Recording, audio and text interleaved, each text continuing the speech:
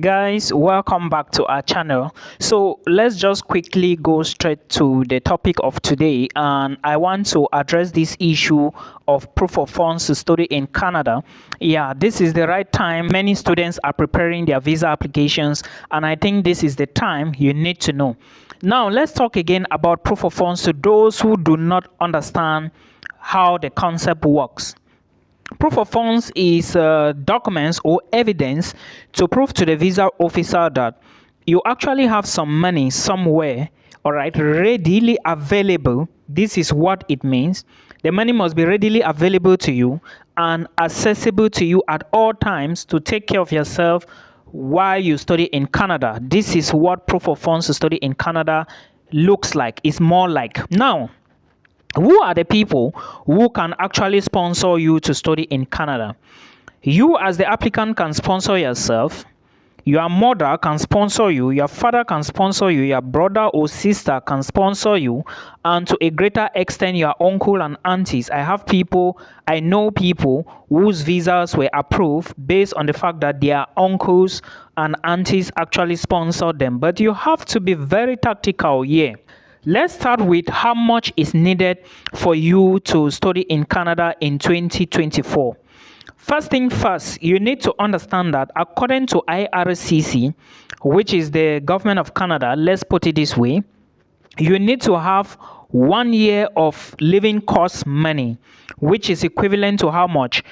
20,635 dollars, not euros now. And the other one is you equally need to add this amount of money to 1 year of your tuition fee. It doesn't matter if you are studying a 4 years bachelor's program or maybe a 2 years master's program. It doesn't matter. According to IRCC, you need to have just 1 year of your tuition fee. Though I usually say that it is important or maybe better for you to have all this amount of money in your bank account, but how are you going to raise millions upon millions? Let's assume that you are going for a 4 years program. How are you going to raise all the money? But if you can have the money and can show evidence, bring it up, okay? Then the third option is you need to have travel allowance or feeding money or return flight money. In this way we call it miscellaneous. So according to IRCC, the general thing you need to know is 1 year of living cost money, 1 year of tuition fee, and at least $4,000 to $5,000 for miscellaneous. Miscellaneous is flight tickets, aller and retour. Aller and retour is to and fro ticket, or maybe any other thing that you need to buy. You need to have this. So this is how much you need. There is something that you need to understand. If you are not, remember I said there are people who can sponsor you, okay? I know some people will be like, Milton, my company sponsor me? In the case of Canada, it is not good for external sponsors like maybe friends, maybe or companies or stuff. And even if a company wants to sponsor you, it has to be a registered or well-recognized company. I hope you understand, like MTM, maybe Camtel. I'm talking, we're related to telecommunication now. So you have to put this into consideration. Now, if you are not the one who is going to sponsor yourself, make sure you prove to the visa officer that you have enough money that's not just available. That is not just available for that year, 1 year, because you are going to study for 1 year. Let's assume that maybe you have a business and you are going for your business. You are going to study. Now, what happens to the next 2 years? That if you are going for a bachelor's program for 3 years or 4 years, what will happen to your studies? Who is going to be supplying money for that? So you need to be able to convince the visa officer enough that you actually have some money left somewhere. You actually have a business. You actually have somebody who can be providing the remaining money for the years you are going to be studying. Not just this 1 year. I hope you understand. So this is what you need. In these cases, maybe you can show that you have a sponsor, or maybe you have a business that is generating money. This is where your business registration documents now play a very huge part in your visa application. I have said this countless times that it is always good. I even told some people when they came to me for one-on-one appointment, I told them that go and register your business. And they were like, Milton, why? It's expensive. But I told them, in this study abroad thing, guys, you have to choose. You have to decide. if you are going to do it now and be better tomorrow. All right, because the only way you are going to prove to the visa officer that you have a business is if you can show them your business registration documents and of course the tax papers to show that you have a business, you are paying your tax. If you show that you have a business and you are not paying tax, it is going to put you in serious problems. You cannot be immigrating to a new country and you don't prove that you can pay tax, you have been paying tax. It is not good. It doesn't speak well of you. So these are the things that you need to explain to the visa officer. Now, the next thing that you need to tell the visa officer is like who is going to be providing the bank statement. We talked about the bank statement before. You need to know if you are the one to provide the bank statement, if you have to supply your own bank statement alongside that of your sponsor, which is something I usually recommend. I would suggest your father, if at all you want your father to be the sponsor. Or if it is your mother who is going to be the sponsor, let your mother provide the bank statement. Or if it is your sibling, but I will not recommend your sibling in this case because I've had cases of people whose siblings reside in America and they want to sponsor them. In this case, remember, it's going to be very tricky because they will look at the track record of your sibling and also they will look at how many people depends on them too. So most of the time, it's not good to use your sibling. Or if you want to use yourself, that is an excellent strategy. But remember, this is going to be followed by documentation. Look, IRCC is very intelligent. Like, you are dealing with psychologists here. So you don't want a situation where you go and start telling people that you have 20,000 Canadian dollars and how did you get 20,000 Canadian dollars? That should be the question you should be answering while doing the application. So these are the people that are going to provide the bank statement. And remember, the track history of the bank statement is very important. The visa officer would also be interested to know when all those monies were deposited.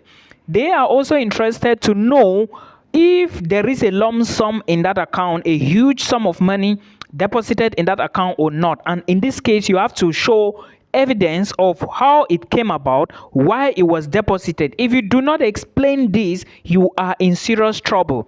This is facts I'm telling you.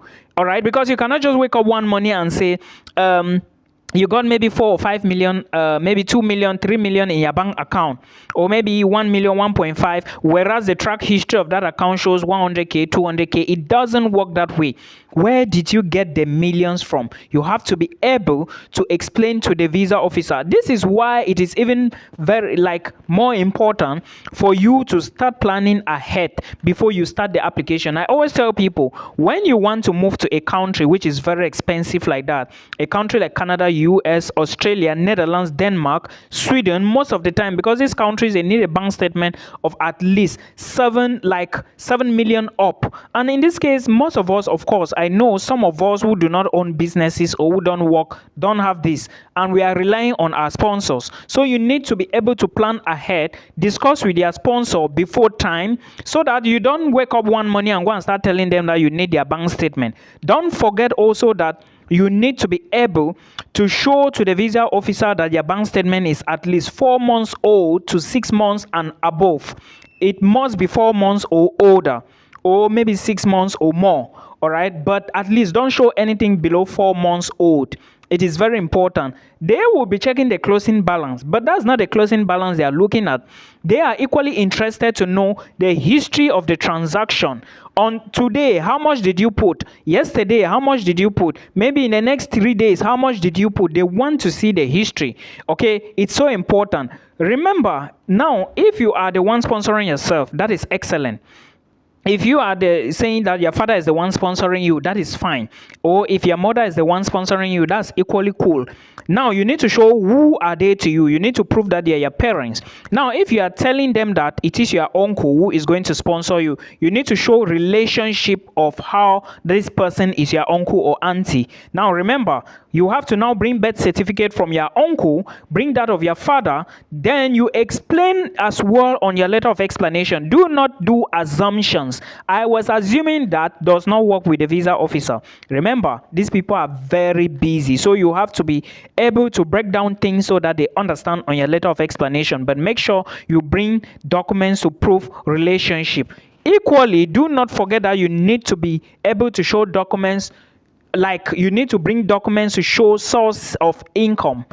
Your uncle, you are saying that your uncle is supplying you with maybe 30,000 Canadian dollars. What is your uncle doing to earn 30,000 Canadian dollars? You are saying that you have maybe 25,000 Canadian dollars in your own bank account. What are you doing in order to earn this money? All these things are very important when it comes to study visa to Canada. You must put them jot and jot, point to point, so that the visa officer understand you better. Another thing you need to know about when it comes to sponsorship is the reason I always recommend, like tell people not to show companies, is because if you go to the IRCC website very well, like if you go to the website and look at the documents for visa application, you yourself, you are going to see those documents. Okay, there is nowhere it was mentioned there that a company, at least you can take a loan, but when it comes to company, it is a no. So I will always encourage you to take a look at all these things. I will still talk about more of this in another video so you understand better, but for now, make sure you put these 2 points into consideration, 3 or 4 points into consideration. Then we are going to talk about the other details later. For letter of explanation, we will discuss this later. I hope this helps you, and good luck in visa application.